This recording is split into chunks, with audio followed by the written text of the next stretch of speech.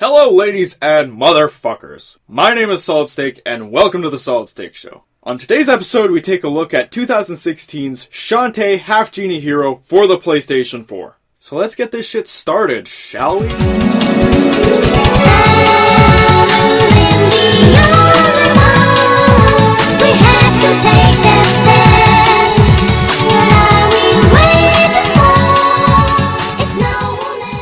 So I did have a little bit of a bit planned on the physical release of this game, but because I don't really have a good camera setup, I'm not really going to be able to get good footage for that. So what I'm going to do is I'm just going to make a separate, less edited, more casual video, and I'm going to link it here. But anyway, just long story short, the physical release of this game is fantastic, and surely with presentation of that quality, you'd think the game packaged inside would be amazing, right? Well, unfortunately, it's not exactly that simple. Some aspects are pulled off spectacularly. Others shit the bed so hard that the game generates enough speed to take flight and rockets off towards the fucking moon.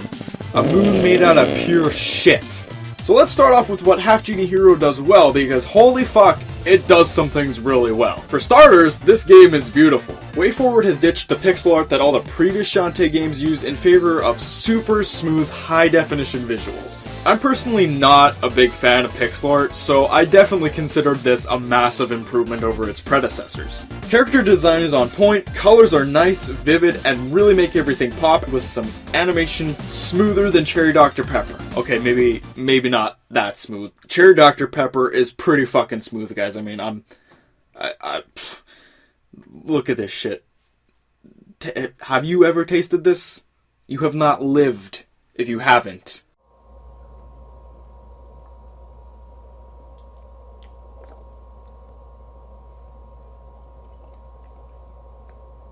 It was good stuff.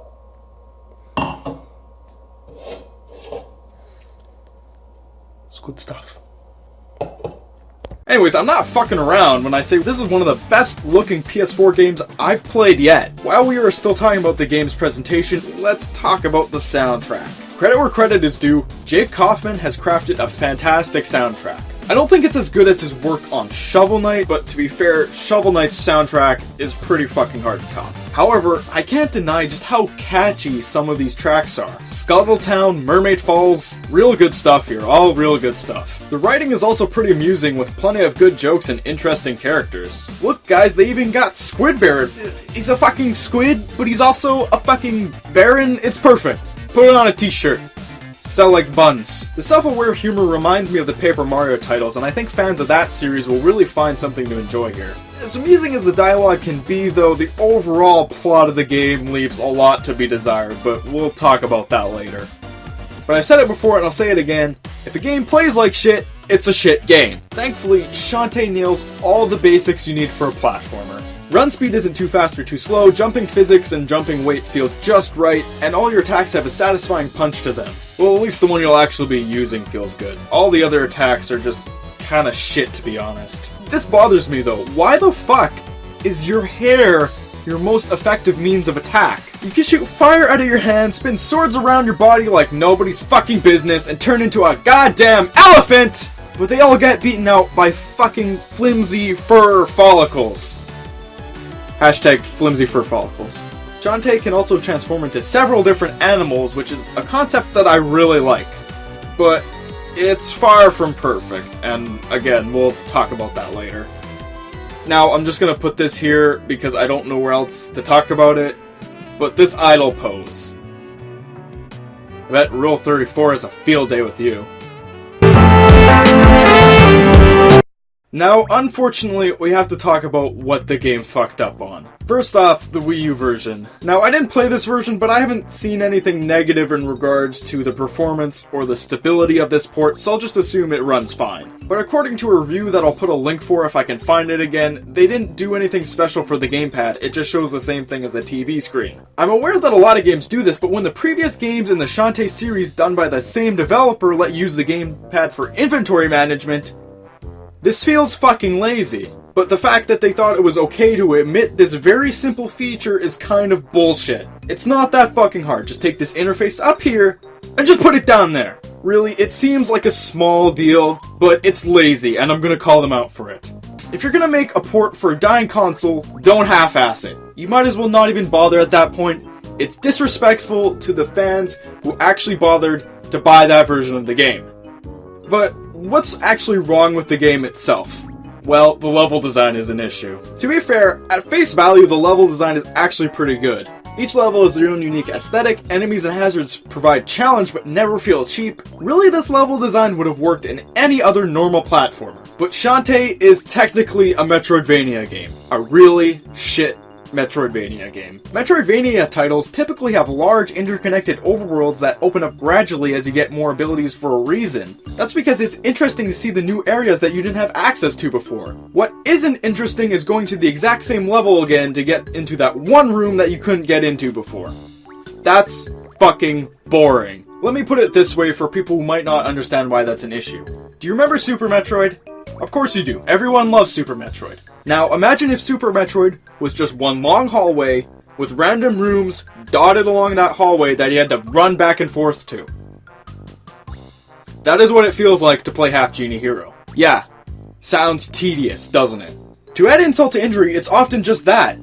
A boring fucking room. It's often just some bland room with some random asshole sitting there that you have to go talk to get some random fucking item that you have to bring back to some other random fucking asshole in town just to get a fucking map to the next level. These are just pointless fetch quests that add nothing other than padding to the game.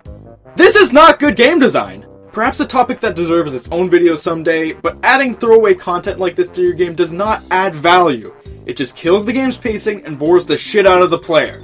To be fair, this is only really a problem in the second half of the game, and the first half actually moves along at a rather nice pace. But another big issue is the game's plot. I normally don't complain about these things, but fuck, this one is bad. And I usually don't have high standards for stories in video games.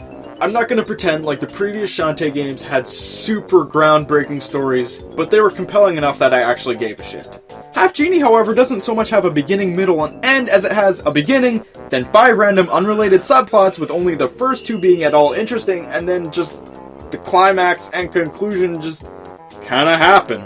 Imagine it this way, imagine the Star Wars trilogy except Empire Strikes Back was the Ewoks cartoon. Do I even have to explain why that would be terrible? It doesn't work. It just doesn't work. Then there's the transformation mechanic. Wait, did I say mechanic? I meant gimmick, because it is one. This doesn't really add anything to the game. I'll admit the idea was really cool, and at times it shines through, but they fucked up the execution of this really bad. There are 8 creatures that you can transform into at will. Pretty neat, right? Except the majority of them are incredibly situational, and you'll only ever use them when you have to. 2 of them are optional, and not really helpful enough to warrant going out of your way to get. Out of those 6 that we are left with, the only ones you would actually choose to use when you're not required to are the Monkey and Harpy due to their better platforming abilities. These flaws render the mechanic more of a nuisance than a convenience, and it ends up bogging the whole experience down. And that's not even talking about how tedious it is to actually just transform. It's annoying. Ratchet & Clank had this shit down like 15 fucking years ago with the quick select wheel. Just do that. With everything said, I think it's time to bring out the Cherry Dr. Pepper Enjoyometer. I'm gonna give Half Genie Hero a respectable rating of fun.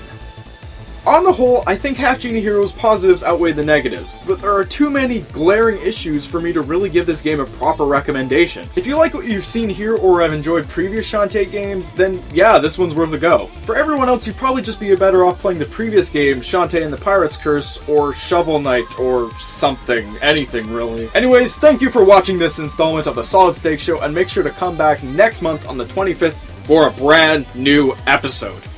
I look forward to seeing you there.